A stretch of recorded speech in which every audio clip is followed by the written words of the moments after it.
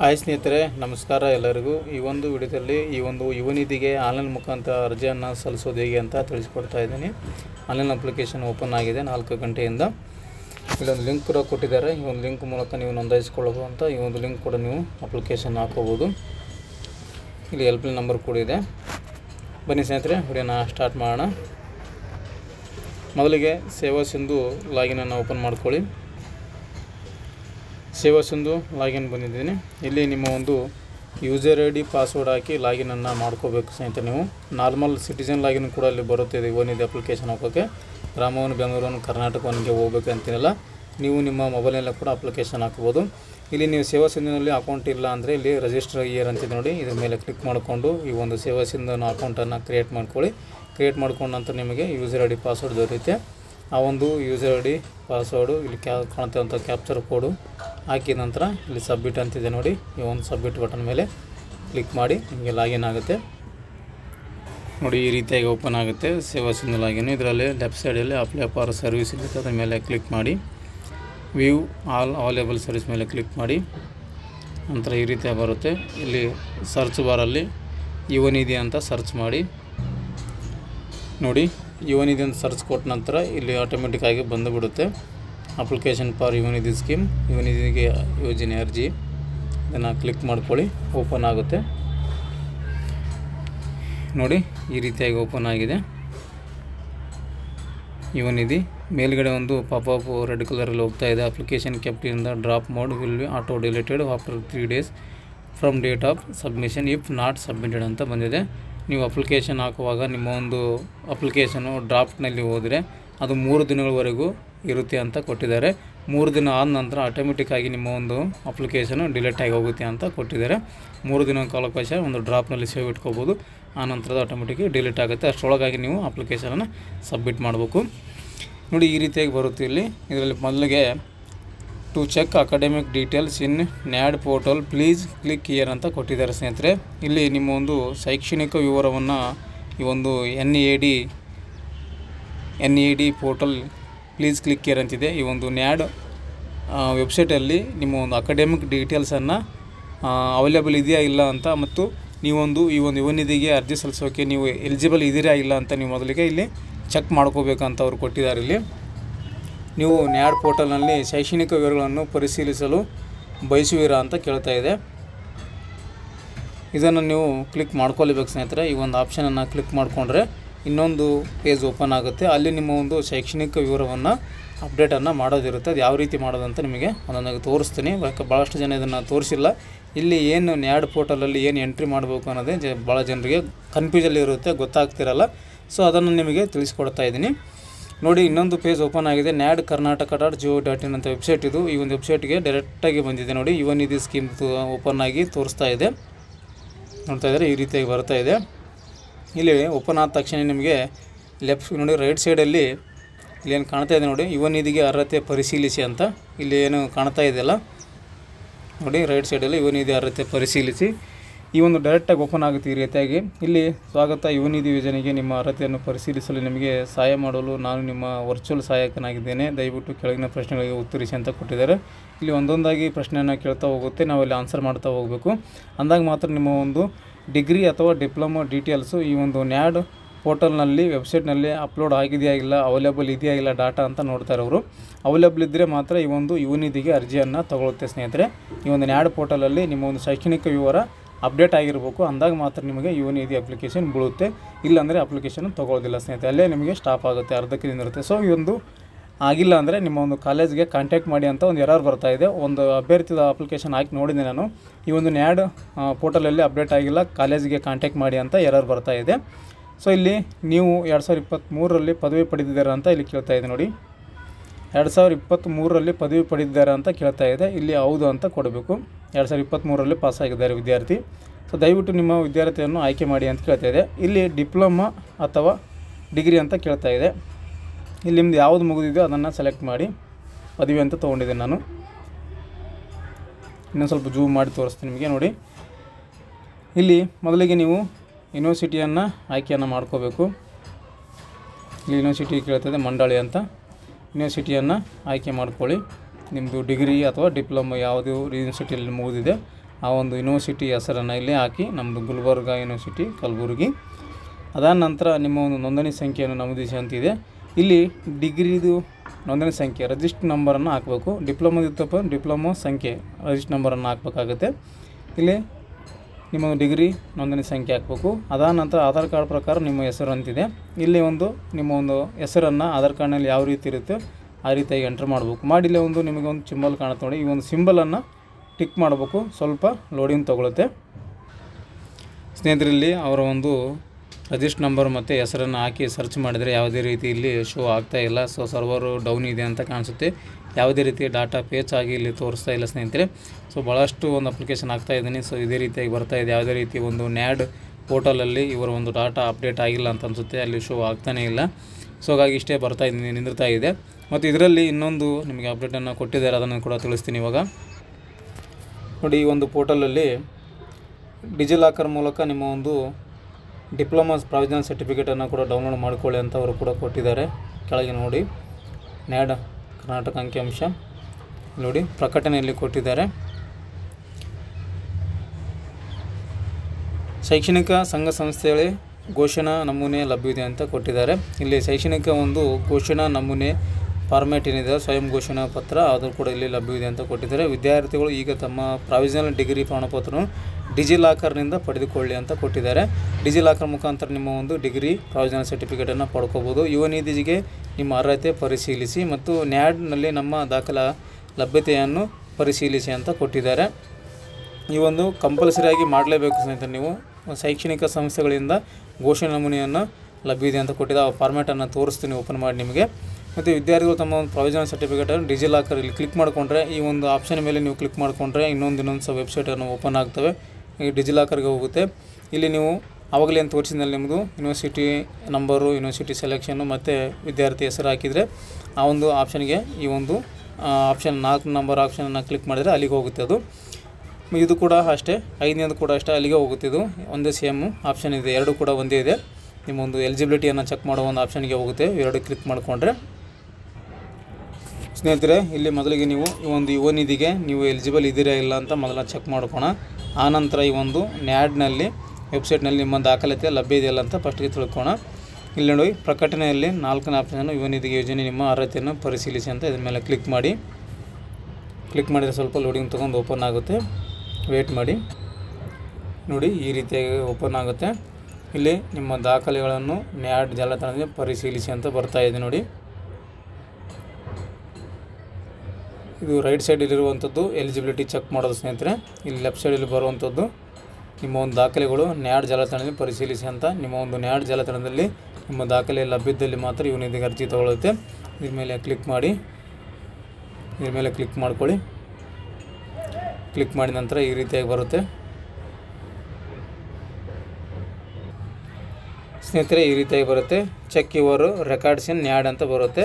ಈ ಒಂದು ನ್ಯಾಡ್ ಅಂದರೆ ಏನಂತ ನಿಮಗೆ ಗೊತ್ತಿರಬೇಕಾಗುತ್ತೆ. ನ್ಯಾಷನಲ್ ಅಕಾಡೆಮಿಕ್ ಡೆಪಾಸಿಟರಿ ಅಂತ ಬರುತ್ತೆ. ನ್ಯಾಷನಲ್ ಅಕಾಡೆಮಿಕ್ ಡೆಪಾಸಿಟರಿ ಅಂತ ಈ ಒಂದು ನ್ಯಾಡು ವೆಬ್ಸೈಟು. ಇಲ್ಲಿ ಮೊದಲಿಗೆ ನೀವು ಸೆಲೆಕ್ಟ್ ಯುವರ್ ಅಕಾಡೆಮಿಕ್ ಇನ್ಸ್ಟಿಟ್ಯೂಟ್ ಅಂತ ಕೇಳುತ್ತದೆ. ಸೆಲೆಕ್ಟ್ ಮಾಡಿ ನಿಮ್ಮ ಒಂದು ಯೂನಿವರ್ಸಿಟಿಯನ್ನು ಸೆಲೆಕ್ಟ್ ಮಾಡ್ಕೊಳ್ಳಿ.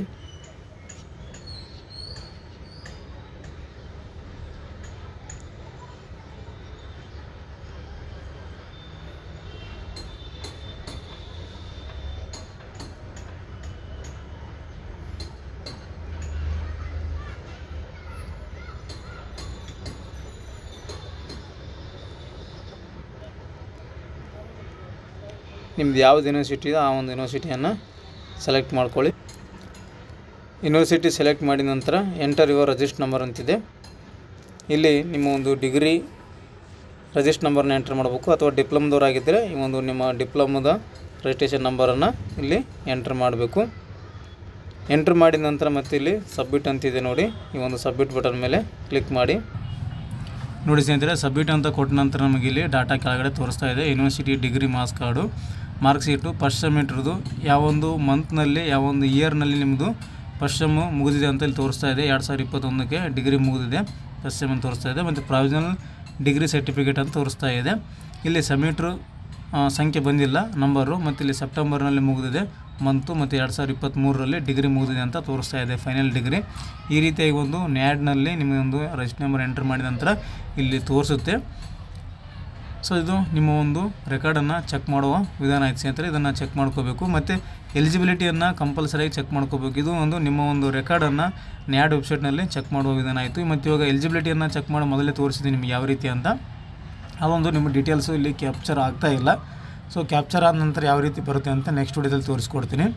ಯಾಕೆಂದರೆ ಭಾಳಷ್ಟು ನನಗೆ ಕನ್ಫ್ಯೂಸ್ ಇದೆ ಸ್ನೇಹಿತರೆ. ಇದು ಯಾವ ರೀತಿ ಒಂದು ನ್ಯಾಡ್ ಪೋರ್ಟಲಲ್ಲಿ ಎಲಿಜಿಬಿಲಿಟಿ ಚೆಕ್ ಮಾಡ್ಕೋದು ಹೇಗೆ, ಮತ್ತು ನ್ಯಾಡಲ್ಲಿ ಒಂದು ನಿಮ್ಮ ಒಂದು ಅಕಾಡೆಮಿಕ್ ಡೀಟೇಲ್ಸನ್ನು ಚೆಕ್ ಮಾಡ್ಕೊಳ್ಳೋದು ಯಾವ ರೀತಿ ಅಂತ ತೋರಿಸ್ಕೊಟ್ಟಿದ್ದೀನಿ ಇವಾಗ. ಸೊ ಇದು ನಿಮಗೆ ಅರ್ಥ ಆಗಿದೆ ಅಂತ ಅಂದ್ಕೊತೀನಿ ಸ್ನೇಹಿತರೆ. ನಿಮ್ಮ ಒಂದು ದಾಖಲೆ ರೆಕಾರ್ಡನ್ನು ಚೆಕ್ ಮಾಡೋದು ತಿಳಿಸ್ಕೊಟ್ಟಿದ್ದೀನಿ. ಮೊದಲಿಗೆ ತಿಳಿಸ್ಕೊಟ್ಟದ್ದು ಇಲ್ಲಿ ಓಪನ್ ಮಾಡ್ಕೊಂಡ ನಂತರನೇ ಫಸ್ಟಿಗೆ ಇಲ್ಲಿ ರೈಟ್ ಸೈಡಲ್ಲಿ ತೋರಿಸ್ತಾ ಇದೆ ನೋಡಿ, ಯುವನಿಧಿ ಎಲಿಜಿಬಿಲಿಟಿ ಚೆಕ್ ಅಂತ. ಇದ್ರ ಮೇಲೆ ಕ್ಲಿಕ್ ಮಾಡಿಕೊಂಡ್ರೆ ಮತ್ತೊಮ್ಮೆ ನಿಮಗೆ ತೋರಿಸ್ತಾ ಇದೆ ನೋಡಿ, ಈ ರೀತಿಯಾಗಿ ಬರುತ್ತೆ. ಇಲ್ಲಿ ಫುಲ್ಲು ಸ್ಕ್ರೀನಲ್ಲಿ ತೋರಿಸ್ತಾ ಇಲ್ಲ, ಅದು ಬರ್ತಾ ಇಲ್ಲ. ಸೊ ನಿಮಗೆ ಸ್ವಲ್ಪ ಪೋರ್ಟ್ರೇಟ್ ಮೋಡಲ್ಲಿ ಸ್ಕ್ರೀನನ್ನು ಮಾಡಿ ತೋರಿಸ್ತೇನೆ ನೋಡಿ. ವೆಬ್ಸೈಟಲ್ಲಿ ಮೊದಲಿಗೆ ಯುವನಿಧಿ ಅರ್ಹತೆ ಪರಿಶೀಲನೆ, ಈ ಒಂದು ಯುವನಿಧಿ ಅರ್ಹತೆ ಪರಿಶೀಲನೆ ಮಾಡಿಕೊಂಡ ನಂತರ ನಿಮ್ಮ ಒಂದು ರೆಕಾರ್ಡ್ಸನ್ನು ಚೆಕ್ ಮಾಡಬೇಕು. ಫಸ್ಟ್ ಇದನ್ನೇ ಚೆಕ್ ಮಾಡ್ಕೋಬೇಕು ಸ್ನೇಹಿತರೆ. ನೀವು ಅರ್ಹತೆಯನ್ನು ಚೆಕ್ ಮಾಡಿದ ನಂತರ ನಿಮಗೆ ನೆಕ್ಸ್ಟ್ ನಿಮ್ಮ ಒಂದು ದಾಖಲೆಯನ್ನು ಅಲ್ಲಿ ರಿಜಿಸ್ಟ್ರೇಷನ್ ನಂಬರ್ ಹಾಕಿ ಆವಾಗಲೇ ತೋರಿಸಿದ್ನಲ್ಲ ಆ ರೀತಿಯನ್ನು ಚೆಕ್ ಮಾಡ್ಕೋಬೇಕು ನೋಡಿ. ಇಲ್ಲಿ ಬರ್ತಾ ಇದೆ, ನೀವು 2023ರಲ್ಲಿ ಪದವಿ ಪಡೆದಿದ್ದೀರಾ ಅಂತ. ಹೌದು ಅಂತ ಕ್ಲಿಕ್ ಮಾಡಬೇಕು. ಹೌದು ಅಂತ ಕ್ಲಿಕ್ ಮಾಡಿದ ನಂತರ ಮತ್ತೆ ವಿದ್ಯಾರ್ಥಿಯನ್ನು ಕೇಳುತ್ತೆ, ಡಿಪ್ಲೊಮಾ ಪದವಿ ಅಂತ ಆವಾಗಲೇ ಹೇಳಿದೆ, ಪದವಿ ಅಂತ ಸೆಲೆಕ್ಟ್ ಮಾಡಬೇಕು. ಯೂನಿವರ್ಸಿಟಿ ಕೂಡ ಸೆಲೆಕ್ಟ್ ಮಾಡಿ ಮತ್ತೊಮ್ಮೆ ತಿಳಿಸ್ಕೊಡ್ತಾ ಇದ್ದೀನಿ, ಯಾಕೆಂದರೆ ನಿಮಗೆ ಕನ್ಫ್ಯೂಸ್ ಇರುತ್ತೆ. ಸೊ ಹಾಗಾಗಿ ಎರಡೆರಡು ಸಲ ನಿಮಗೆ ತಿಳಿಸ್ಕೊಡ್ತಾ ಇದ್ದೀನಿ. ಅದರ ನಂತರ ನಿಮ್ಮ ಒಂದು ನೋಂದಣಿ ಸಂಖ್ಯೆ, ಡಿಗ್ರಿ ಮಾರ್ಕ್ಸ್ ಕಾರ್ಡ್ನಲ್ಲಿರುತ್ತೆ ಅವನ ಸಂಖ್ಯೆ ಮತ್ತು ನಿಮ್ಮ ಹೆಸರು ಹಾಕಿ ಇಲ್ಲಿ ನೆಕ್ಸ್ಟ್ ಅಂತ ಕೊಟ್ಟರಲ್ಲಿ ಡೀಟೇಲ್ಸ್ ಬರಬೇಕು. ಬರ್ತಾ ಇಲ್ಲ ಸ್ನೇಹಿತರೆ, ಇಲ್ಲಿ ಸರ್ವರ್ ಬಿಜಿ ಇದೆ. ಇವಾಗ ಮತ್ತೆ ನೆಕ್ಸ್ಟ್ ಯುವನಿಧಿ ಒಂದು ಸೇವಾ ಸಿಂಧು ಆಪ್ಷನ್ಗೆ ಬರುತ್ತೆ. ಮತ್ತು ಡೈರೆಕ್ಟಾಗಿ ನಿಮಗೆ ಸೇವಾ ಸಿಂಧು ಯುವನಿಧಿ ಆನ್ಲೈನ್ ಅಪ್ಲಿಕೇಶನ್ಗೆ ಬಂದಿದೆ ಸ್ನೇಹಿತರೆ. ಇವಾಗ ಇದು ನಿಮಗೆ ಅರ್ಥ ಆಗಿದೆ ಅನ್ಕೊತೀನಿ. ಈ ಒಂದು ನ್ಯಾಡ್ ಪೋರ್ಟಲಲ್ಲಿ ಯಾವ ರೀತಿ ಒಂದು ನಿಮ್ಮ ಅರ್ಹತೆಯನ್ನು ಚೆಕ್ ಮಾಡ್ಕೊಳ್ಳೋದು ಮತ್ತು ನಿಮ್ಮ ಅಕಾಡೆಮಿಕ್ ಡೀಟೇಲ್ಸನ್ನು ಯಾವ ರೀತಿ ಚೆಕ್ ಮಾಡ್ಕೊಳ್ಳೋದು ಅಂತ ತಿಳಿಸ್ಕೊಟ್ಟಿದ್ದೀನಿ. ಇವಾಗ ನೆಕ್ಸ್ಟ್ ಇಲ್ಲಿ ಸೆಲ್ಫ್ ಡಿಕ್ಲರೇಷನ್ ಕನ್ಸೆಂಟ್ ಅಂತ ಕೊಟ್ಟಿದ್ದಾರೆ, ಸ್ವಯಂ ಘೋಷಣಾ ಒಪ್ಪಿಗೆ. ಇಲ್ಲಿ ನೀವು ಕೆಲವು ಷರತ್ತುಗಳನ್ನು ಕೊಟ್ಟಿದ್ದಾರೆ, ಅದನ್ನು ಸರಿಯಾಗಿ ನೋಡ್ಕೋಬೇಕು ಸ್ನೇಹಿತರೆ. ನೀವು ನಾನು ಕರ್ನಾಟಕ ಗೃಹವಾಸಿಯಾಗಿರುತ್ತೇನೆ ಅಂತ ಕೊಟ್ಟಿದ್ದಾರೆ, ಅದು ಹೌದೇ ಅಲ್ಲ ಅಂತ ನೋಡ್ಕೊಳ್ಳಿ. 2023ರಲ್ಲಿ ಶೈಕ್ಷಣಿಕ ವರ್ಷದಲ್ಲಿ ನಾನು ಡಿಪ್ಲೊಮಾ ಪದವಿಯಲ್ಲಿ ಉತ್ತೀರ್ಣರಾಗಿದ್ದೇನೆ ಮತ್ತು ನಾನು ಉನ್ನತ ಶಿಕ್ಷಣವನ್ನು ವ್ಯಾಸಂಗ ಮಾಡುತ್ತಿಲ್ಲ, ಯಾವುದೇ ಥರ PG ಕೋರ್ಸ್ ಅಡ್ಮಿಷನ್ ಮಾಡಿಲ್ಲ ಅಂತ ನೋಡ್ಕೋಬೇಕು. ಸ್ವಯಂ ಉದ್ಯೋಗಿ ಆಗಿಲ್ಲ ಅಂತ ಕೊಡಬೇಕು. ಸಾಲೇತರ ಅಂತ ಕೊಟ್ಟಿದ್ದಾರೆ. ಮತ್ತು ನಾನು EIS ಮತ್ತು PF ರಾಷ್ಟ್ರೀಯ ಪಿಂಚಣಿ ಯೋಜನೆ ಫಲಾನುಭವಿ ಅಲ್ಲ ಅಂತ ನೋಡ್ಕೊಳ್ಳಿ. ಇವು ಯಾವ ನೀವು ಇಲ್ಲದೇ ಇದ್ದರೆ ಮಾತ್ರ ಎಲಿಜಿಬಲ್ ಅಂತ ನೀವು ತಿಳ್ಕೊಬೇಕು ಸ್ನೇಹಿತರೆ. ಮತ್ತು ನಾನು ಉದ್ಯೋಗಿ ಅಲ್ಲ, ಸರ್ಕಾರಿ ಖಾಸಗಿಯಲ್ಲಿ ಉದ್ಯೋಗಿ ಅಲ್ಲ ಅಂತ ಕೂಡ ಕೊಟ್ಟಿದ್ದಾರೆ. ಅದಾದ ನಂತರ ಮತ್ತೆ ಕೆಳಗಡೆ ಯುವನಿಧಿ ಮಾರ್ಗಸೂಚಿ ಅನ್ವಯ ಅರ್ಜಿಯಲ್ಲಿ ಭರ್ತಿ ಮಾಡಿರುವ ಮಾಹಿತಿಯು ಸತ್ಯವಾಗಿರುತ್ತದೆ ಮತ್ತು ತಪ್ಪೆಂದು ಕಂಡುಬಂದಲ್ಲಿ ನಾನು ಕಾನೂನಾತ್ಮಕ ಕ್ರಮಕ್ಕೆ ಬದ್ಧನಾಗಿದ್ದು ನನ್ನ ಅರ್ಜಿ ಮತ್ತು ಪ್ರಯೋಜನಗಳ ತಿರಸ್ಕಾರ ಮಾಡಬಹುದಾಗಿರುತ್ತೆ ಅಂತ ಇದೆ. ಈ ಒಂದು ಎಸ್ ಅಂತ ಟಿಕ್ ಮಾಡ್ಕೋಬೇಕು. ನೀವು ಎಸ್ ಅಂತ ಟಿಕ್ ಮಾಡ್ಕೊಂಡ ನಂತರ ಮತ್ತೆ ನಿಮಗೆ ಕೆಳಗಡೆ ಈ ರೀತಿಯಾಗಿ ಓಪನ್ ಆಗುತ್ತೆ. ಇಲ್ಲಿ ಅರ್ಜಿದಾರರ ವಿವರ, ಮೊದಲಿಗೆ ಇಲ್ಲಿ ಆಧಾರ್ ಅಥೆಂಟಿಕೇಟ್ ಅಂತಿದೆ ನೋಡಿ, ಆಧಾರ್ ಅಥೆಂಟಿಕೇಷನ್, ಆಧಾರ್ ದೃಢೀಕರಣವನ್ನು ಮಾಡಬೇಕು. ಮೊದಲಿಗೆ ಇದನ್ನು ಕ್ಲಿಕ್ ಮಾಡ್ಕೊಳ್ಳಿ. ಈ ರೀತಿಯಾಗಿ ಬರುತ್ತೆ. KYC ಸೇವೆ, ಆಧಾರ್ KYC ಮಾಡ್ಕೋದಿರುತ್ತೆ. ಯುವನಿಧಿ ಯೋಜನೆ ತೋರಿಸ್ತಾ ಇದೆ. ಕೆಳಗಡೆ ಸ್ಕ್ರಾಲ್ ಮಾಡಿ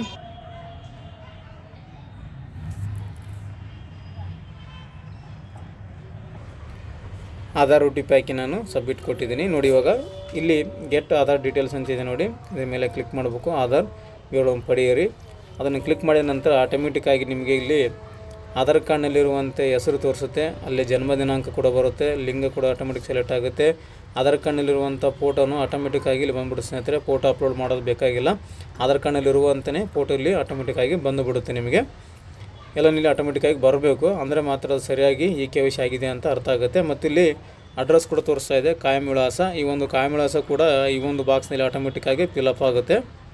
ಸರಿಯಾಗಿದೆ ಅಂತ ಚೆಕ್ ಮಾಡ್ಕೋಬೇಕು. ಅದಾದ ನಂತರ ಮತ್ತೆ ಇಲ್ಲಿ ಪ್ರಸ್ತುತ ವಿಳಾಸ ಮೇಲಿನಂತೆ ಇದೆ ಅಂತ ಕೇಳ್ತಾ ಇದೆ. ಇಲ್ಲಿ SR ನೋ ಕೊಟ್ಟಿದ್ದಾರೆ. ಮೇಲೆ ಆಧಾರ್ ಕಾರ್ಡ್ನಲ್ಲಿರುವಂಥ ವಿಳಾಸ ಸರಿಯಾಗಿದ್ದರೆ ಅದೇ ಒಂದು ವಿಳಾಸ ಮತ್ತು ಪ್ರಸ್ತುತ ವಿಳಾಸ ಎರಡು ಒಂದೇ, ಪರ್ಮನೆಂಟ್ ಅಡ್ರೆಸ್ಸು ಮತ್ತು ಟೆಂಪ್ರರಿ ಅಡ್ರೆಸ್ ಎರಡು ಒಂದೇ ಆಗಿದ್ದರೆ ಎಸ್ ಅಂತ ಟಿಕ್ ಮಾಡ್ಕೋಬೇಕು ಸ್ನೇಹಿತರೆ. ನೀವು ಬೇರೆ ಬೇರೆ ಆಗಿದ್ದರೆ ನೋ ಅಂತ ತೊಗೋಬೇಕು. ಎರಡು ಒಂದೇ ಆಗಿದ್ದರೆ ಎಸ್ ಅಂತ ಟಿಕ್ ಮಾಡ್ಕೊಳ್ಳಿ. ಅದಾದ ನಂತರ ಇಲ್ಲಿ ಆಟೋಮೆಟಿಕ್ಕಾಗಿ ಇಲ್ಲಿ ಕೆಳಗಡೆ ಕೂಡ ಅಡ್ರೆಸ್ 1 ಅಡ್ರೆಸ್ 2ನಲ್ಲಿ ಎಸ್ ಅಂತ ಕೊಟ್ಟ ನಂತರ ಅದೇ ಡೀಟೇಲ್ಸು ಇಲ್ಲಿ ಕ್ಯಾಪ್ಚರ್ ಆಗುತ್ತೆ ಸ್ನೇಹಿತರೆ. ಅದಾದ ನಂತರ ಮತ್ತೆ next step district name of the applicant ಅಂತ ಕೇಳ್ತಾ ಇದೆ. ಜಿಲ್ಲೆ ಹೆಸರನ್ನು ಸೆಲೆಕ್ಟ್ ಮಾಡ್ಕೋಬೇಕು. ನಿಮ್ಮ ಒಂದು ಸ್ವಂತ ಜಿಲ್ಲೆ ಯಾವುದು ಆ ಒಂದು ಜಿಲ್ಲೆಯನ್ನು ಸೆಲೆಕ್ಟ್ ಮಾಡಿ. ಅದಾನಂತರ ಅರ್ಜಿದಾರರ ತಾಲೂಕು ಸೆಲೆಕ್ಟ್ ಮಾಡಿ. ತಾಲೂಕು ಆದ ನಂತರ ಇಲ್ಲಿ ನಿಮ್ಮ ಒಂದು ಪಿನ್ ಕೋಡ್ ಕೇಳುತ್ತೆ. ಈ ಒಂದು ಪಿನ್ ಕೋಡು ನಿಮ್ಮ ಆಧಾರ್ ಕಾರ್ಡ್ನಲ್ಲಿ ಇರುತ್ತೆ. ಆ ಒಂದು ಪಿನ್ ಕೋಡ್ ನಂಬರನ್ನು ಈ ಒಂದು ಕಾಲಮ್ನಲ್ಲಿ ಎಂಟ್ರ್ ಮಾಡಿ. ಅದಾದ ನಂತರ ವಿದ್ಯಾರ್ಥಿ ಕೇಳುತ್ತೆ. ಇಲ್ಲಿ ವಿದ್ಯಾರ್ಥಿ ಕೋರ್ಸನ್ನು ಆಯ್ಕೆ ಮಾಡಿ ಅಂತಿದೆ. ಈ ಒಂದು ಕೋರ್ಸನ್ನು ಆಯ್ಕೆಯನ್ನು ಮಾಡ್ಕೊಳ್ಳಿ. ಇಲ್ಲಿ ಎರಡಿದೆ, ಡಿಗ್ರಿ ಡಿಪ್ಲೊಮಾ ಎರಡು ಕೇಳ್ತಾ ಇದೆ. ನಿಮ್ಮದು ಡಿಗ್ರಿ ಮುಗಿದ್ರೆ ಡಿಗ್ರಿ ಅಂತ ತೊಗೊಳ್ಳಿ, ಡಿಪ್ಲೊಮ್ದವ್ರು ಆಗ್ತಾಯಿದ್ರೆ ಡಿಪ್ಲೊಮಾ ಅಂತ ಸೆಲೆಕ್ಟ್ ಮಾಡ್ಕೊಳ್ಳಿ. ಅದಾದ ನಂತರ UG PG ಆಯ್ಕೆ ಮಾಡಿ ಅಂತ ಕೇಳ್ತಾ ಇದೆ. ಸ್ನೇಹಿತರೆ, ಇಲ್ಲಿ ಒಂದು ಗುಡ್ ನ್ಯೂಸ್ ಅಂತ ಹೇಳ್ಬೇಕು. ಯಾಕಂದರೆ ಡಿಗ್ರಿ ಮುಗಿದವ್ರಿಗೂ ಕೂಡ ಅವಕಾಶ ಇದೆ, PG ಮುಗಿದವ್ರಿಗೂ ಕೂಡ ಅವಕಾಶವನ್ನು ಕೊಟ್ಟಿದ್ದಾರೆ ಸ್ನೇಹಿತರೆ. UG under graduate, PG post graduate. ಈ ಒಂದು ಪೋಸ್ಟ್ ಗ್ರ್ಯಾಜುಯೇಟ್ ಮುಗಿದವರು ಕೂಡ ಈ ಒಂದು ಯುವ ನಿಧಿಗೆ ಅರ್ಜಿಯನ್ನು ಸಲ್ಲಿಸೋಕ್ಕೆ ಅವಕಾಶವನ್ನು ಕೊಟ್ಟಿದ್ದಾರೆ. ಹಾಗಾಗಿ ಇದು ಗುಡ್ ನ್ಯೂಸ್ ಅಂತಲೇ ಹೇಳ್ಬೋದು ಸ್ನೇಹಿತರೆ. ಕೇವಲ ಡಿಗ್ರಿ ಮುಗಿದವರಿಗೆ ಮಾತ್ರ ಅಂದ್ಕೊಂಡಿದ್ವಿ. ಇವಾಗ ಅದನ್ನು PG ಮುಗಿದ ಪೋಸ್ಟ್ ಗ್ರ್ಯಾಜುಯೇಟ್ ಸ್ಟೂಡೆಂಟ್ ಕೂಡ ಅವರು ಕೂಡ ಅಪ್ಲಿಕೇಶನನ್ನು ಹಾಕಬಹುದು. ನಾನಿಲ್ಲಿ ಡಿಗ್ರಿ ಮೇಲೆ ಹಾಕ್ತಾಯಿದ್ದೀನಿ. ಸೊ ಹಾಗಾಗಿ UG ಅಂತ ತೊಗೊತಾ ಇದ್ದೀನಿ. ನೆಕ್ಸ್ಟ್ ವಿಶ್ವವಿದ್ಯಾಲಯ ಅಥವಾ ಮಂಡಳಿಯನ್ನು ಆಯ್ಕೆ ಮಾಡಿ ಯೂನಿವರ್ಸಿಟಿಯನ್ನು ಸೆಲೆಕ್ಟನ್ನು ಮಾಡ್ಕೋಬೇಕು. ನಿಮ್ಮ ಒಂದು ಡಿಗ್ರಿ ಯಾವ ಒಂದು ಯೂನಿವರ್ಸಿಟಿನಲ್ಲಿ ಮುಗಿದಿದೆ ಅದನ್ನು ಸರಿಯಾಗಿ ನೋಡಿಕೊಂಡು ಹಾಕ್ಕೊಳ್ಳಿ. ಅದಾದ ನಂತರ ಇಲ್ಲಿ ತಾತ್ಕಾಲಿಕ ಪದವಿ ಅಥವಾ ಡಿಪ್ಲೊಮಾ ಪ್ರಮಾಣಪತ್ರ ನೋಂದಣಿ ಸಂಖ್ಯೆಯನ್ನು ನಮೂದಿಸಿ ಅಂತಿದೆ. ಇಲ್ಲಿ ಒಂದು ನಿಮ್ಮ ಡಿಗ್ರಿ ರಿಜಿಸ್ಟ್ರೇಷನ್ ನಂಬರನ್ನು ಹಾಕಬೇಕು. ಮಾರ್ಕ್ಸ್ ಕಾರ್ಡ್ನಲ್ಲಿ ಇರುತ್ತೆ. ಆ ಒಂದು ರಿಜಿಸ್ಟ್ರೇಷನ್ ನಂಬರನ್ನು ಇಲ್ಲಿ ಎಂಟ್ರ್ ಮಾಡಬೇಕು. ಎಂಟ್ರ್ ಮಾಡಿದ ತಕ್ಷಣ ಸ್ನೇಹಿತರೆ, ನಿಮ್ಮ ಒಂದು ಡಿಗ್ರಿ ಮಾರ್ಕ್ಸ್ ಕಾರ್ಡ್ನಲ್ಲಿ ರಿಜಿಸ್ಟ್ರೇಷನ್ ನಂಬರ್ ಇರುತ್ತೆ. ಆ ಒಂದು ರಿಜಿಸ್ಟ್ರೇಷನ್ ನಂಬರ್ ಎಂಟ್ರ್ ಮಾಡಿದ ತಕ್ಷಣ ನಿಮಗೆ ಇಲ್ಲಿ ಅಭ್ಯರ್ಥಿ ಹೆಸರು ಅಂತಿದೆ ನೋಡಿ, ಅಭ್ಯರ್ಥಿ ಹೆಸರು ಅಂಕಪಟ್ಟಿಲಿರುವಂತೆ ಅಂತ ಅದು ಆಟೋಮೆಟಿಕ್ಕಾಗಿ ಇಲ್ಲಿ ಹೆಸರು ಬಂದ್ಬಿಡುತ್ತೆ. ಡಿಗ್ರಿನಲ್ಲಿ ಯಾವ ರೀತಿ ಹೆಸರಿದೆ ಆಟೋಮೆಟಿಕ್ಕಾಗಿ ಬರುತ್ತೆ. ಕಾಲೇಜಿನ ಹೆಸರು ಕೂಡ ಆಟೋಮೆಟಿಕ್ಕಾಗಿ ಇಲ್ಲಿ ಬರುತ್ತೆ. ಮತ್ತು ಡಿಗ್ರಿ ಫಲಿತಾಂಶ ಯಾವ ಒಂದು ದಿನಾಂಕ ಬಂದಿದೆ ಅದು ಕೂಡ ಡೇಟ್ ಆಟೋಮೆಟಿಕ್ಕಾಗಿ ಇಲ್ಲಿ ಫಿಲಪ್ ಆಗುತ್ತೆ ಸ್ನೇಹಿತರೆ. ಯಾಕಂದರೆ ಒಂದು ಡಿಗ್ರಿ ರಿಜಿಸ್ಟ್ರೇಷನ್ ನಂಬರ್ ಹಾಕಿದ ತಕ್ಷಣ ನಿಮಗೆ ಇಲ್ಲಿ ಆಟೋಮೆಟಿಕ್ಕಾಗಿ ಡೀಟೇಲ್ಸು ಆಟೋಮೆಟಿಕ್ಕಾಗಿ ಕ್ಯಾಪ್ಚರ್ ಆಗಿ ಇಲ್ಲಿ ಫಿಲಪ್ ಆಗಿಬಿಡುತ್ತೆ ಸ್ನೇಹಿತರೆ. ಫಿಲಪ್ ಆಗಬೇಕು. ಆಗಿಲ್ಲ ಅಂದರೆ ನಿಮ್ಮ ಒಂದು ಡಾಟಾ ಅಲ್ಲಿ ನ್ಯಾಡ್ ಇದರಲ್ಲಿ ಲಭ್ಯವಿಲ್ಲ ಅಂತ ಅರ್ಥ, ಮತ್ತು ಅಥವಾ ಇಲ್ಲಿ ಸರ್ವರ್ ಇಲ್ಲ ಅಂತ ಅರ್ಥ ಆಗುತ್ತೆ. ಇಲ್ಲಿ ಆಟೋಮೆಟಿಕ್ಕಾಗಿ ನಿಮ್ಮ ಹೆಸರು, ಕಾಲೇಜಿನ ಹೆಸರು, ಫಲಿತಾಂಶ ಬಂದಿರುವಂಥದ್ದು ಈ ಮೂರು ಮಾಹಿತಿ ಸ್ನೇಹಿತರೆ ಇಲ್ಲಿ ಆಟೋಮೆಟಿಕ್ಕಾಗಿ ಫಿಲಪ್ ಆಗಬೇಕು. ಆಗಿಲ್ಲ ಅಂದರೆ ಏನೋ ಸಮಸ್ಯೆ ಇದೆ ಅಂತ ಅರ್ಥ ಆಗುತ್ತೆ. ಮತ್ತು ನೆಕ್ಸ್ಟ್ ಸ್ಟೆಪ್ ಇವಾಗ ಗೃಹವಾಸಿ ಪರಿಶೀಲನೆಗಾಗಿ ಆಯ್ಕೆ ಮಾಡಿ ಸೆಲೆಕ್ಟ್ ಫಾರ್ ಡೊಮೆಸಿಲ್ ವೆರಿಫಿಕೇಷನ್ ಅಂತ ಕೊಟ್ಟಿದ್ದಾರೆ. ಇಲ್ಲಿ degree, diploma, ration card, CET number ಅಂತ ಕೊಟ್ಟಿದ್ದಾರೆ. ಈ ಒಂದು ವಾಸಸ್ಥಳ ಒಂದು ವೆರಿಫಿಕೇಷನ್ ದೃಢೀಕರಣಕ್ಕಾಗಿ ಇಲ್ಲಿ 4 ಸ್ಟೆಪ್ಪನ್ನು ಕೊಟ್ಟಿದ್ದಾರೆ. Degree, diploma, ration card, CET ಅಂತ. ಇವು ಇಷ್ಟರಲ್ಲಿ ಯಾವುದನ್ನು ಒಂದನ್ನು ಸೆಲೆಕ್ಟ್ ಮಾಡ್ಕೋಬೇಕು. ಡಿಗ್ರಿ ಅವ್ರು ಆಗ್ತಾಯಿದ್ದಾರೆ ಡಿಗ್ರಿ ತೊಗೊಳ್ಳಿ, ಅಥವಾ ರೇಷನ್ ಕಾರ್ಡ್ ಆಗ್ತಾರೆ ರೇಷನ್ ಕಾರ್ಡ್ ಮೇಲೆ ತೊಗೊಳ್ಳಿ. ಯಾವುದನ್ನು ಒಂದನ್ನು ಇಲ್ಲಿ ಸೆಲೆಕ್ಟನ್ನು ಮಾಡ್ಕೋಬೇಕು. ನಾನಿಲ್ಲಿ ಡಿಗ್ರಿ ಅಂತ ತೊಗೊತಾ ಇದ್ದೀನಿ, ಅಥವಾ ರೇಷನ್ ಕಾರ್ಡ್ ಯಾವುದನ್ನು ಒಂದು ತೊಗೊಳ್ಳಿ. ಇದರಲ್ಲಿ ಡಿಗ್ರಿ ಅವರು ಡಿಗ್ರಿ ತೊಗೊಳ್ಳಿ ಅಥವಾ ರೇಷನ್ ಕಾರ್ಡ್ ಅಂತ ತೊಗೊಳ್ಳಿ. ಎರಡರಲ್ಲಿ ಒಂದನ್ನು ನೀವು ಕೊಡಬೇಕಾಗುತ್ತೆ. ವಾಸಸ್ಥಳ ಇಲ್ಲ ಅಂದರೆ ನೀವು ರೇಷನ್ ಕಾರ್ಡ್ ಅಂತ ತೊಗೊಳ್ಳಿ, ನಡೆಯುತ್ತೆ ನಿಮಗೆ. ಇಲ್ಲಾಂದರೆ ವಾಸಸ್ಥಳ ನೀವು ಕೊಡಬೇಕಾಗುತ್ತೆ, ಅಥವಾ ನಿವಾಸಿ ಪ್ರಮಾಣಪತ್ರ ಕೂಡ ಕೊಡಬೇಕಾಗುತ್ತೆ. ರೇಷನ್ ಕಾರ್ಡ್ ಅಂತಂದರೆ ರೇಷನ್ ಕಾರ್ಡ್ ನಂಬರ್ ಹಾಕಬೇಕಾಗುತ್ತೆ. ಡಿಗ್ರಿ ಅಂತ ತೊಗೊಂಡ್ರೆ ಇಲ್ಲಿ ನಿಮ್ಮ ಒಂದು ಮತ್ತೆ PUC ಡೀಟೇಲ್ಸ್ ಎಲ್ಲ ಕೇಳುತ್ತೆ. PUC SLC ಡೀಟೇಲ್ಸ್ ಕೂಡ ಕೇಳುತ್ತೆ. ಇಲ್ಲಿ ನಾನಿಲ್ಲಿ ಡಿಗ್ರಿ ಅಂತ ತೊಗೊಂಡಿದ್ದೀನಿ ಸ್ನೇಹಿತರೆ. ಇದಿಷ್ಟೇ ಡೊಮೆಸಿಲ್ ವೆರಿಫಿಕೇಷನ್ ಅಥವಾ ಗೃಹವಾಸಿ ಪರಿಶೀಲನೆಗಾಗಿ ಆಯ್ಕೆ ಮಾಡಿ ಅಂತಿದೆ. ಇಲ್ಲಿ ನಿಮ್ಮ ಒಂದು ಸ್ಥಳವನ್ನು ಪರಿಶೀಲನೆ ಮಾಡಲಾಗುತ್ತೆ ಅಂತ ಕೊಟ್ಟಿದ್ದಾರೆ. ಅಂದರೆ 6 ವರ್ಷದವರೆಗೂ ಇಲ್ಲಿ ನೀವು ಕರ್ನಾಟಕದಲ್ಲೇ ಸ್ಟಡಿ ಮಾಡಿರಬೇಕು, ಕರ್ನಾಟಕದ ನಿವಾಸಿ ಆಗಿರಬೇಕು. ಸೊ ಅದನ್ನು ವೆರಿಫಿಕೇಷನ್ ಮಾಡೋಕ್ಕೋಸ್ಕರ ಇಲ್ಲಿ ನಿಮಗೆ ಈ ಒಂದು ಸರ್ಟಿಫಿಕೇಟ್ ಆಧಾರದ ಮೇಲೆ ಇಲ್ಲೇ ಸ್ಟಡಿ ಮಾಡಿದ್ದಾರೆ 6 ವರ್ಷ, ಇಲ್ಲಿಯವರು ಆಧಾರ ಇಲ್ಲ ಅಂತ ಇದಕ್ಕೂ ಕೇಳ್ತಾ ಇದೆ ಸ್ನೇಹಿತರೆ. ಇಲ್ಲಿ ಡಿಗ್ರಿ ಅಂತ ತೊಗೊಂಡ್ರೆ ನಿಮಗೆ ನೆಕ್ಸ್ಟ್ ಇಲ್ಲಿ PUC ಕೇಳುತ್ತೆ. PUC ತೆಳಗಡೆ ವರ್ಷ, ಡಿಗ್ರಿ ಆದ ನಂತರ ಇಲ್ಲಿ PUC ಕೇಳುತ್ತೆ. PUC ಯಾವ ಒಂದು ವರ್ಷದಲ್ಲಿ ನೀವು ಪಾಸವಾಗಿದ್ದೀರ ಅಂತ ಕೇಳುತ್ತೆ. ನಿಮ್ಮ ಡಿಗ್ರಿ ಪಾಸಾದ ವರ್ಷವನ್ನು ಆಯ್ಕೆಯನ್ನು ಮಾಡ್ಕೊಳ್ಳಿ. ಅದಾದ ನಂತರ ಇಲ್ಲಿ ನಿಮ್ಮ ಒಂದು PUC ರಿಜಿಸ್ಟ್ರೇಷನ್ ನಂಬರನ್ನು ಎಂಟ್ರ್ ಮಾಡಿ ಅಂತ ಕೇಳುತ್ತೆ. ನೋಂದಣಿ ಸಂಖ್ಯೆಯನ್ನು ಎಂಟ್ರ್ ಮಾಡಬೇಕು. PUC ಪ್ರಕಾರ ವಿದ್ಯಾರ್ಥಿ ಹೆಸರು ಆಟೋಮೆಟಿಕ್ಕಾಗಿ ಬರುತ್ತೆ. PUCಯಲ್ಲಿ ಯಾವ ರೀತಿ ಹೆಸರಿರುತ್ತೆ ಅದೇ ರೀತಿ ಹೆಸರನ್ನು ಇಲ್ಲಿ ಹಾಕ್ಕೊಳ್ಳಿ. ಅದಾದ ನಂತರ SLC ತೇರ್ಗಡೆ ಆದ ವರ್ಷ, SLC ಯಾವ ವರ್ಷ ಪಾಸಾಗಿರ್ತೀರ ಆ ಒಂದು ವರ್ಷವನ್ನು ಇಲ್ಲಿ ಎಂಟ್ರ್ ಮಾಡಬೇಕು. ಅದಾದ ನಂತರ ಇಲ್ಲಿ ನೋಂದಣಿ ಸಂಖ್ಯೆಯನ್ನು ಎಂಟ್ರ್ ಮಾಡಬೇಕು. SLCನಲ್ಲಿ ಯಾವ ರೀತಿ ನೋಂದಣಿ ಸಂಖ್ಯೆ ಇದೆ ಅದೇ ಒಂದು ನೋಂದಣಿ ಸಂಖ್ಯೆಯನ್ನು ಈ ಒಂದು ಕಾಲಮ್ನಲ್ಲಿ ಎಂಟ್ರ್ ಮಾಡಿ. ನಾನಿಲ್ಲಿ ಫಿಲ್ ಮಾಡಿ ತೋರಿಸ್ತಾ ಇಲ್ಲ, ಯಾಕಂದರೆ ಅದನ್ನು ಮತ್ತೆ ಬ್ಲರ್ ಮಾಡಬೇಕಾಗುತ್ತೆ, ಹಾಗಾಗಿ ಅದನ್ನು ಫಿಲ್ ಮಾಡ್ತಾ ಇಲ್ಲ. ಸೊ ಇಲ್ಲಿ SLC ಪ್ರಕಾರ ಅವರ ಒಂದು ವಿದ್ಯಾರ್ಥಿಯ ಹೆಸರನ್ನಲ್ಲಿ ಹಾಕ್ಕೊಳ್ಳಿ. ಅದಾದ ನಂತರ ಮತ್ತೆ next step applicant communication details, ಅರ್ಜಿದಾರರ ಸಂಪರ್ಕ ವಿವರಗಳು, ಅರ್ಜಿದಾರ ಮೊಬೈಲ್ ಸಂಖ್ಯೆ ಅಥವಾ ಹತ್ತಿರದ ದೂರವಾಣಿ ಸಂಖ್ಯೆ ಅಂತ ಕೊಟ್ಟಿದ್ದಾರೆ. ಅರ್ಜಿದಾರರ ಒಂದು ಮೊಬೈಲ್ ನಂಬರನ್ನು ಇಲ್ಲಿ ಎಂಟ್ರ್ ಮಾಡಿ. ಅದಾದ ನಂತರ ಇಲ್ಲಿ ಅರ್ಜಿದಾರರ ಮೇಲ್ ಐ ಡಿ ಅಂತ ಕೇಳ್ತಾ ಇದೆ. ಮೇಲ್ ಐ ಡಿ ಕಂಪಲ್ಸರಿ ಹಾಕ್ಕೊಳ್ಳಿ. ಮೊಬೈಲ್ ನಂಬರು ಮತ್ತು ಮೇಲ್ ಐ ಡಿ ಎರಡು ಕೂಡ ಕಂಪಲ್ಸರಿ ಹಾಕಲೇಬೇಕು. ನೀವು 2 ಸ್ಟಾರ್ ಮಾರ್ಕಲ್ಲಿದೆ. ಇದೊಂದು ಡಾಟಾ ಎಂಟ್ರ್ ಮಾಡಿದ ನಂತರ ಮತ್ತು ನೆಕ್ಸ್ಟ್ ಸ್ಟೆಪ್ಪು ಅಡಿಷ್ನಲ್ ಡೀಟೇಲ್ಸು, ಹೆಚ್ಚುವರಿ ವಿವರಗಳು. ಇಲ್ಲಿ ಸೆಲೆಕ್ಟ್ ಕ್ಯಾಸ್ಟ್ ಕ್ಯಾಟಗರಿ ಅಂತ ಕೇಳ್ತಾ ಇದೆ. ಜಾತಿಯ ಗುಂಪನ್ನು ಆಯ್ಕೆ ಮಾಡಿ. ಇಲ್ಲಿ SC ST OBC ಜನರಲ್ ಇಲ್ಲಿ 4 ಥರ ಕೊಟ್ಟಿದ್ದಾರೆ. ನಿಮ್ಮದು ಕ್ಯಾಟಗರಿ ಯಾವುದು ಬರುತ್ತೆ ಅದನ್ನು ನೋಡಿಕೊಂಡು ಸೆಲೆಕ್ಟನ್ನು ಮಾಡ್ಕೊಳ್ಳಿ. ಅದಾನಂತರ ನಿಮಗೆ ಅಂಗವಿಕಲತೆ ಇದೆಯಾ ಅಂತ ಕೇಳ್ತಾ ಇದೆ. Do you have disability? ನೀವು ಅಂಗವಿಕಲರಾಗಿದ್ದರೆ ಎಸ್ ಅಂತ ಕೊಡಬೇಕು, ಆಗಿದ್ದಿಲ್ಲ ಅಂದರೆ ನೋ ಅಂತ ಕ್ಲಿಕ್ ಮಾಡ್ಕೊಳ್ಳಿ. ಅದಾನಂತರ ಇಲ್ಲಿ ಕಾಣ್ತಾ ಇರುವಂಥ ಕ್ಯಾಪ್ಚರ್ ಕೋಡನ್ನು ಈ ಒಂದು ಬಾಕ್ಸಲ್ಲಿ ಎಂಟ್ರ್ ಮಾಡಿದ ನಂತರ ಮತ್ತೆ ಕೆಳಗಡೆ ಸಬ್ಮಿಟ್ ಅಂತಿದೆ ನೋಡಿ, ಈ ಒಂದು ಸಬ್ಮಿಟ್ ಬಟನ್ ಮೇಲೆ ಕ್ಲಿಕ್ ಮಾಡಿ. ಸ್ನೇಹಿತರೆ, ಒಂದು ಎರರ್ ಬರ್ತಾ ಇದೆ ಕೆಲವು ಜನರಿಗೆ, ನೋಡಿ ತೋರಿಸ್ತಾ ಇದ್ದೀನಿ. ಈ ರೀತಿಯಾಗಿ ಒಂದು ಎರರ್ ಬರ್ತಾ ಇದೆ. ಭಾಳಷ್ಟು ಜನರಿಗೆ ಹೇಳ್ತಾ ಇದ್ದಾರೆ, ಮೆಸೇಜ್ ಮಾಡ್ತಾ ಇದ್ದಾರೆ ನನಗೆ, ಈ ರೀತಿ ಎರರ್ ಬರ್ತಾ ಇದೆ ಬ್ರದರ್, ಏನಿದೆ ಅರ್ಥ ಅಂತ ತೋರಿಸ್ತಾ ಇದ್ದಾರೆ. Please contact your concerned college, board, university if the data not found in the NAD database dispute having the graduated in the academic year 2022-23 ಶೈಕ್ಷಣಿಕ ವರ್ಷದಲ್ಲಿ ಪದವಿ ಪಡೆದಿದ್ದರು ನ್ಯಾಡ್ ಡೇಟಾಬೇಸ್ನಲ್ಲಿ ಕಂಡುಬಂದಿಲ್ಲವಾದರೆ ದಯವಿಟ್ಟು ನಿಮ್ಮ ಸಂಬಂಧಿತ ಕಾಲೇಜು, ಬೋರ್ಡ್ ಅಥವಾ ವಿಶ್ವವಿದ್ಯಾಲಯವನ್ನು ಸಂಪರ್ಕಿಸಿ ಅಂತ ಕೊಟ್ಟಿದ್ದಾರೆ ಸ್ನೇಹಿತರೆ. ಆವಾಗಲೇ ನಿಮಗೆ ಫಸ್ಟಿಗೆ ತೋರಿಸಿದೆ. ನಿಮಗೆ ನಿಮ್ಮ ಒಂದು ನ್ಯಾಡ್ ಪೋರ್ಟಲಲ್ಲಿ ನಿಮ್ಮ ಒಂದು ಡಾಟಾ ಓಪನ್ ಆಗ್ತಾ ಇದೆಯಾ, ಲಭ್ಯವಿದೆಯಾ ಇಲ್ಲ ಅಂತ ಚೆಕ್ ಮಾಡ್ಕೋಬೇಕು. ಅಲ್ಲಿ ಲಭ್ಯವಿದ್ದಲ್ಲಿ ಮಾತ್ರ ಅಪ್ಲಿಕೇಶನ್ ತೊಗೊಳುತ್ತೆ. ಅಲ್ಲಿ ನಿಮ್ಮ ಒಂದು ನ್ಯಾಡ್ ಪೋರ್ಟಲಲ್ಲಿ ನಿಮ್ಮ ಒಂದು ಡಾಟಾ ಲಭ್ಯವಿಲ್ಲ ಅಂದರೆ ಮಾತ್ರ ಈ ರೀತಿಯ ಎರರನ್ನು ಬರ್ತಾ ಇದೆ ಸ್ನೇಹಿತರೆ. ಸೊ ನಿಮ್ಮ ಒಂದು ಕಾಲೇಜ್ಗೆ ಕಾಂಟ್ಯಾಕ್ಟ್ ಮಾಡಿ, ಅವರು ನ್ಯಾಡ್ ಒಂದು ವೆಬ್ಸೈಟ್ನಲ್ಲಿ ನಿಮ್ಮ ಒಂದು ಡೀಟೇಲ್ಸ್, ಡಿಗ್ರಿ ಡೀಟೇಲ್ಸು ಅಥವಾ ಡಿಪ್ಲೊಮಾ ಡೀಟೇಲ್ಸನ್ನು ಆ್ಯಡ್ ಮಾಡ್ತಾರೆ.